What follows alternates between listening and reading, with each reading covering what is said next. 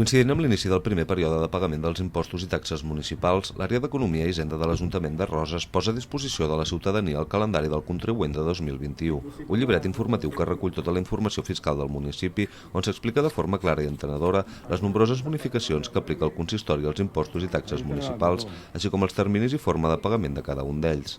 Aquestes bonificacions i exempcions, que durant l'exercici de 2019 van ascendir a un import de quasi 500.000 euros, estan agrupades en diferents àmbits com famílies, entitats, comerços i activitats, on es desglosen cada apartat els terminis de pagament dels diferents impostos i taxes que s'aniran succeint al llarg de l'anualitat, així com els llocs, vies i forma d'ingrés, la informació referent a les domiciliacions de rebuts i les bonificacions i exempcions aplicables en cada cas, i que de ben segur és la informació més interessant per la ciutadania.